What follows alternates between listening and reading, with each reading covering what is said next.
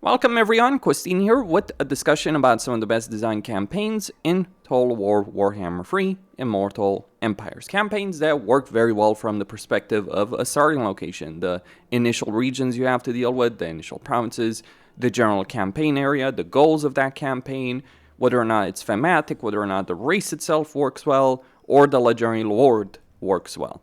And at number 5, we have Grimgor Ironhide. To be certain, Grimgor doesn't have any kind of unique campaign mechanics as say Skarsnik does, with the ability of getting stock stands for every single army, or Grom's Cauldron, or the plan that Gorbat has, but Grimgor just works exceptionally well by default, even without that. His focus is on Black Orcs and Black Orc Big Bosses.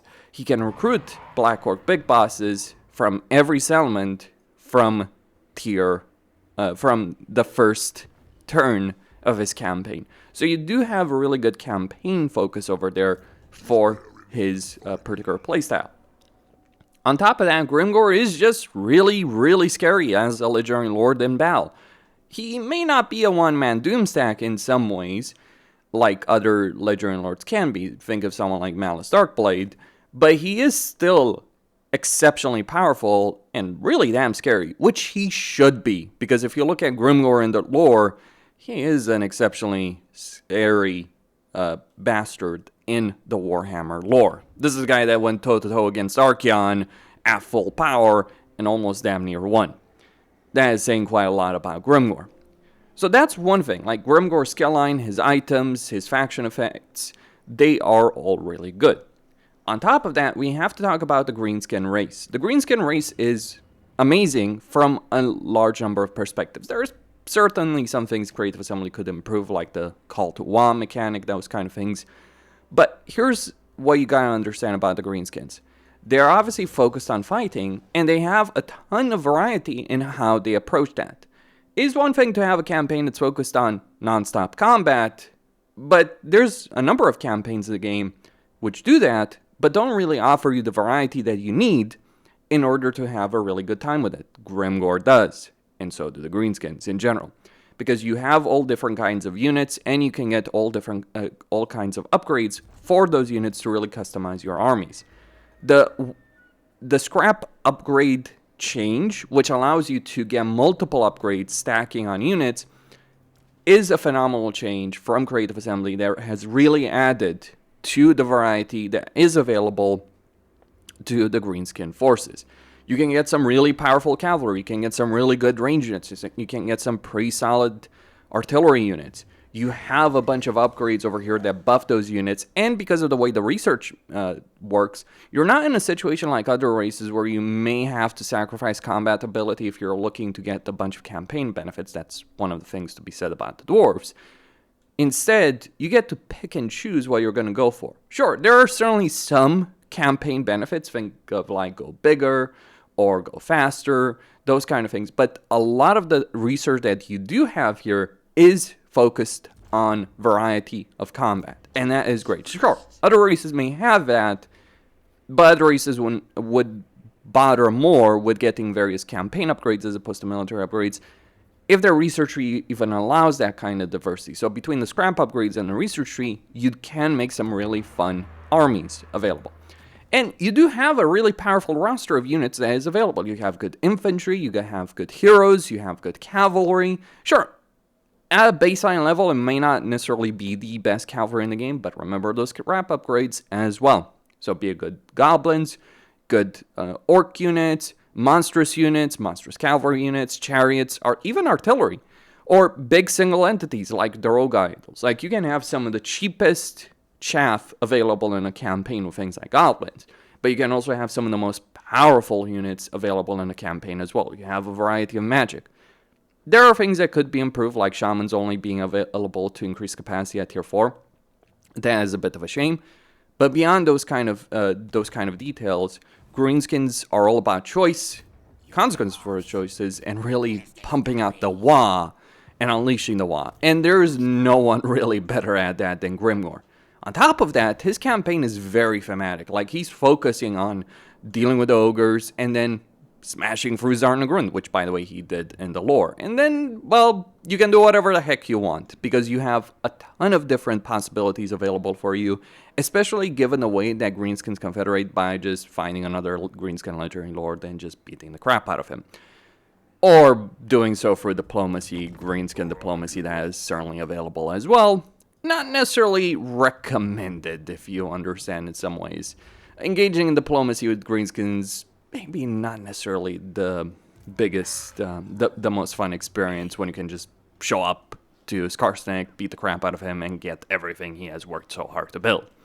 So a really thematic, appropriate campaign for the Greenskins and for Grimgor himself. It's a really fun campaign in a lot of different ways. You do have some challenges available over here, because, yeah, taking Zarnagrund legitimately, as opposed to cheesing it, can be really, can be a challenge, and does require big thinking, if you will. And then you have the Wrecking Ball that is Grimgor. And that is what makes this campaign so incredibly well designed, from my point of view. And number 4, we have the ogres. Not just Greases, but the ogre race as a whole. Every single legendary lord of the ogres is just fantastic in different ways. Greases is focused on empire building. Scrag is focused around traveling and getting as much meat and magic as possible. And Maneater goes even further in terms of traveling, while also engaging in a bunch of mercenary work. All of these campaigns are very appropriate for what these legendary lords are supposed to be. Like, Greases is focused on uniting the ogres, the Mountains of Morn, and engaging in diplomacy. And also shaking down people for everything that they have. It is fantastic. And I think that has really elevated the ogres from being one of the worst races in the game to actually being a really fun and engaging race to play. The inner roster of the ogres is pretty good as well. Sure, there's always room for more stuff, but you have really good infantry, you have good cavalry, you have good artillery, you have pretty amazing range units. Well, as much as you want to consider lead belchers range units, if you will. But you do have a bunch of choices, monstrous infantry, that kind of stuff, with single entities. It's all really good, really solid. On top of that, Creative Assembly has managed to do with ogres something that they've struggled to do for a very long time. How do you make a faction interesting to play while not necessarily controlling the largest amount of territory? Because one of the things that has plagued Total War for years is this idea that you're constantly conquering, expanding territory because that's the way you get power. Well, ogres don't care about that. The ogre economy can work even with a very little amount of territory, largely because they don't have to pay money in order to get their military recruitment structures going in camps. I think it's also fantastic that their hero capacity can be increased purely through regular settlements at tier 3. I think that is a really good design from Creative Assembly with regards to ogres, and it just gives you that hero flexibility, and with the camps you get that kind of military flexibility as well in a campaign. So just really fantastic ideas across the board that Creative Assembly implemented with the Ogre rework. Not necessarily the most interesting research tree, to be sure, for the ogres, but when you look at the individual campaign mechanics, as I say, like Scrag's meat and magic, Maneater's contracts, or the Tyrant demands that Greases has, you end up with 3 very different campaigns that all of them work exceptionally well. And this is a rarity for any race in Warhammer 3. See, there are many races that have diverse campaigns, but more often than not, what ends up happening with those races is that you end up with one campaign or 2 campaigns that are just far ahead of everything else, right? Generally, it's just one, like, you know, if you think of Taurux with the Beastman. And I'm not necessarily talking about power, I'm talking here about, like, just good design, like good campaign areas, interesting choices in those campaigns, diversity, etc. of forces, diversity of choice, different choices to be made. This is the exceptional aspect about the ogres, that all of their campaigns, even if it's only 3 campaigns, but all their campaigns do work very differently, but all of them are pretty damn fun. Diverse, fun, thematic, appropriate. Ogres finally feel like ogres should. Not trying to just be, some, I don't know, discount goblins, if you will. And I think it really shows. And I think the ogre rework really shows the kind of standard that we should expect or hope from Creative Assembly going forward, because they did a fantastic job with it. At number 3, we have Emperor Karl Franz. Ever since the Empire rework and Thrones of Decay, this campaign has gone from genuinely being one of the lowest rated campaigns in the game to being genuinely one of the best and most interesting. Because although certainly the Empire does have its fair amount of ridiculousness, in particular the Noble trait, which allows for instant construction, and when you combine that with Karl Franz's growth, you can get to some ridiculous results very quickly. But here's the thing, you have to work for it, because you do still have to spend money for it to upgrade these elements, get those results that you may want in this campaign in order to increase your unit diversity, get access to a very high level in Altdorf. And you are surrounded on all sides. You have Kemmler, you have Grom, you have Vlad, you have the Changeling, you have Festus, you have Kazrak. You have all manner of folks that are just looking to tear you down. And you're having to manage a multi-front war against a very diverse cast of enemies if you're playing this campaign. On top of that, I think it's really fun to have this entire mechanic of electoral machinations where you do have very different ways of handling the Empire, focusing on your military troops or your settlement buildings or helping out the other elector counts. I also think it helps to have Elspeth close enough to you over here in this campaign. And as you're playing this campaign and you unlock Emperor of the Empire, things just keep getting better and better and better. To be sure, the Empire is not the strongest race in terms of its unit roster. Its infantry in particular does lack in quite a few ways. But it does have really good artillery, good magic, good melee heroes, good lords, good range units. It's just lacking in terms of the power and durability of its melee units. But Creative Assembly has done a lot to really improve the Empire situation and the things that you're dealing with. And I also think this campaign is really appropriate for Karl Franz, because you're not just playing this campaign and only caring about certain territories. You care about the whole of the Empire. You want to get these elector counts sorted out. You want to get these items. You want to get these traits, because it will help you out in a very substantial fashion when you are playing this campaign. And having a campaign where by default you're having to cover a wide range of territories against a wide range of enemies is rather unusual in Warhammer 3. Like, you play the vast majority of campaigns, maybe you're dealing with a couple of foes or a certain section of the campaign map, but it's limited and you can pick and choose how you're going to deal with it. With Karl Franz, the dynamic is very, very different, because if you try and play like that, the Empire is just going to be burned to the ground. So you gotta manage all of these different threats, all of these different issues, all of these different fronts.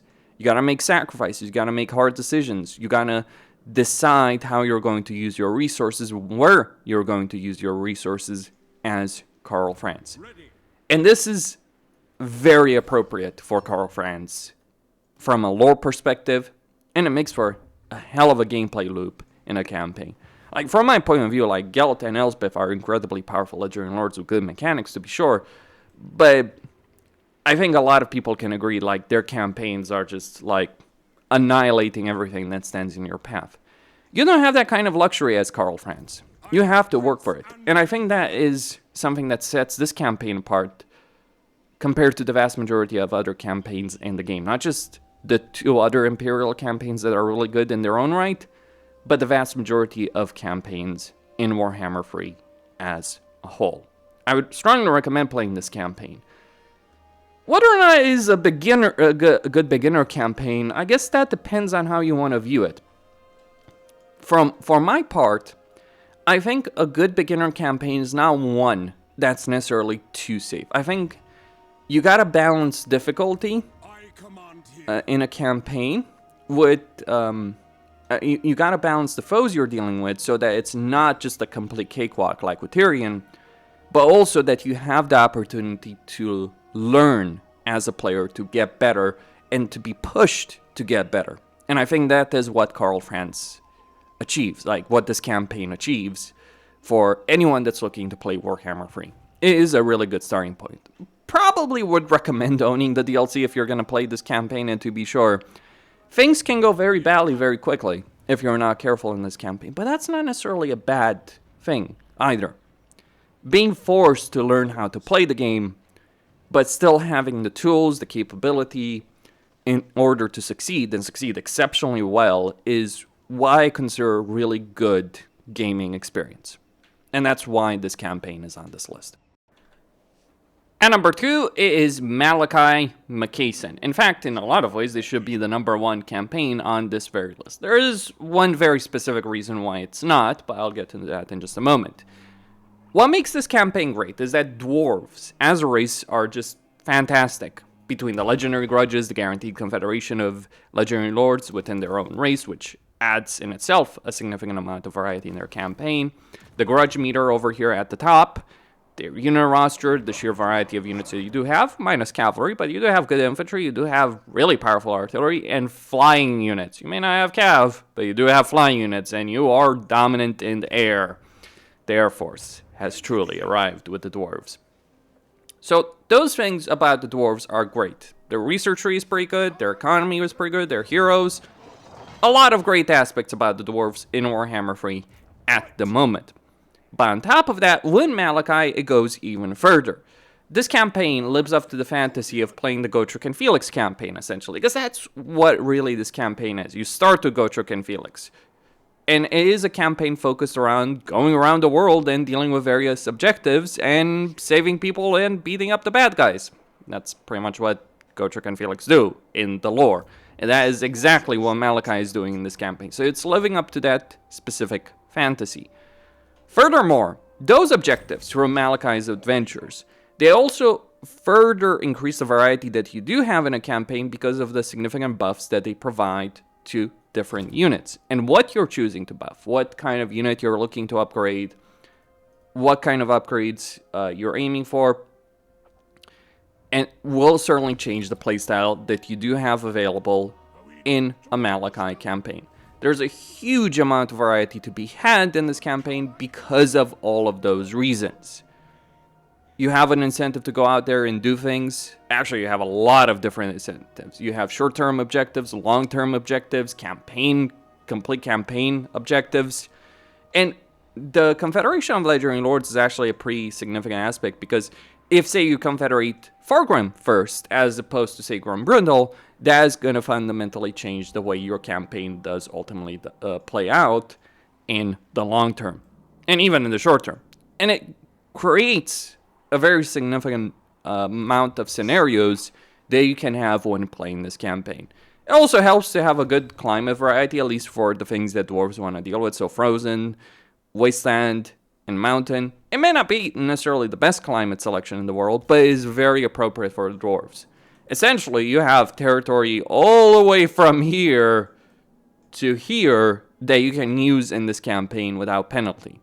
And that is just fantastic in a lot of different ways. It's also not an easy campaign. You have Arbaal, you have Archeon, you have Daniel as much of a joke as he is. You have Front, you have Azazel, you have Norska. You're surrounded by foes, and they will be coming for you. This is one of the most played campaigns of the game, one of the most popular campaigns, and one of the best campaigns that Creative Assembly has ever designed. So why is it not number 1? That is probably the better question than why it deserves a spot on this list, actually. Well, there is a particular issue.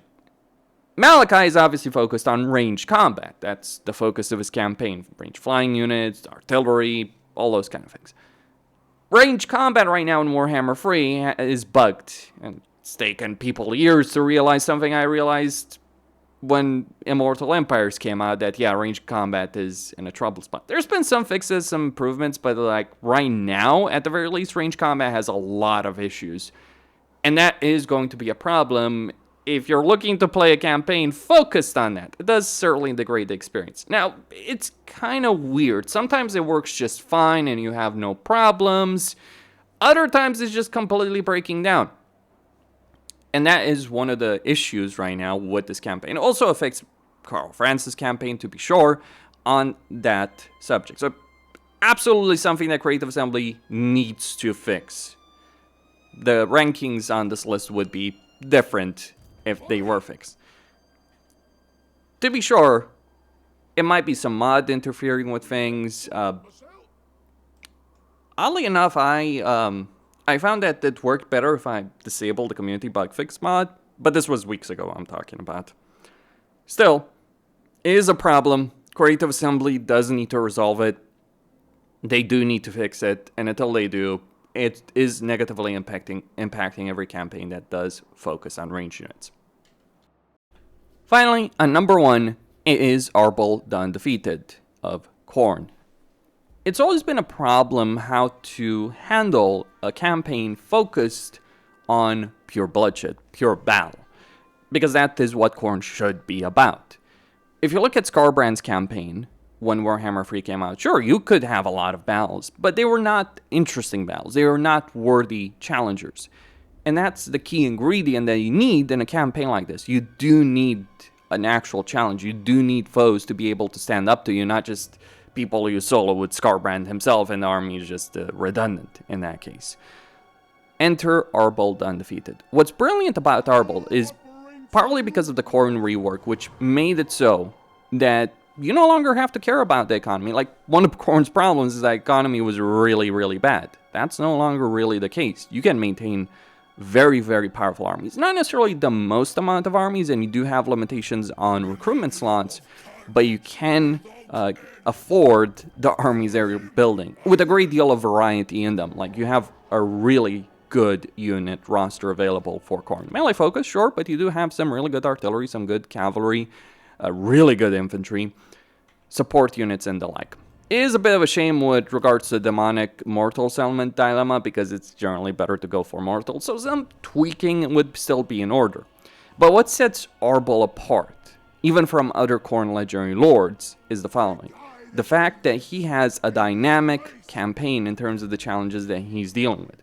So unlike other campaigns, which may focus on a certain area of the campaign map, with Arbaal, you get to go around the entire world to deal with the challenges of Khorne. You can get some very significant benefits, but you can also make those challenges even stronger to deal with if you want more of Khorne's favor. So it is an experience where you may have to make sacrifices, you may have to make the battles that you're dealing with harder to deal with in a campaign. Sure, it is a bit frustrating that quite a lot of the foes that you are dealing with are just going to be randomly spawned armies, not necessarily at the beginning of the campaign, but it does make for a very dynamic, objective-based campaign that's obviously copying from Oxyatl. The difference is that Khorne is a much better race to play than Lizardmen in virtually every single way that matters. And unlike Oxyatl, who has very little to risk at the moment, you are actually risking things. Like, if you lose a battle as Arbaal, you can still continue playing the campaign, but there are going to be negatives with regards to that. And then on top of that, you always are in the situation where you kind of want to get the momentum going and maintain that favor of Khorne. So if you're getting defeated, or if you lose Khorne's favor, the consequences of that are going to be significant. But you have an enormous amount of flexibility in this campaign, and some very interesting fights to deal with. One can argue that this campaign is incredibly easy. Sure, it can be. You can absolutely demolish everything that stands in your path without too much effort. But the important thing is that you are always risking something. Even if you win, right? A veteran player will win like 99% of battles that they fight in a campaign. If not 100% battles they fight in a campaign. At least the ones where where there's legitimate battles, not just some army sneaking up on a garrison and wiping it out. Sure. But at the same time, you do need to understand how the game works, you do need to take those risks, you do need to go up against worthy challengers in order to really make this campaign work. And the world traversal that you do have available in this campaign makes it a fantastic experience. On top of that, the fact that Arbaal has a global recruitment benefit for his own army of -1 turn, and the fact that Khorne, for every army, can get a significant global recruitment duration benefit with bloodletting, does vastly improve the kind of variety that you can get with units in this campaign, because you can make some really large armies or varied armies very quickly in this campaign that does genuinely improve the experience that you're going to have you're not just going to spam cast Warriors of Khorne. In fact, you shouldn't really just spam cast Warriors of Khorne. You should go with a diverse army. You should get Chosen. You should get Skull Reapers. You should get Wrathmongers. Really good units. Really good variety. It's a bit of a shame that artillery, like Skull Cannons, are a bit harder to unlock. But let me just say it. Like, getting Chaos Knights of Khorne is freaking fantastic. Minotaurs of Khorne. Hell, and it's not even the fact that they're tier 4 units. No. You can get these things at tier 3, provided you get the necessary resources in order to unlock them. Specifically, what you're looking for are Cultist Enclave with animals, that unlocks Slaughter Brutes, which is a tier 5 unit, and Minotaurs of Khorne. So you have a fantastic usage of the units that Khorne has, and Khorne's units were always fun.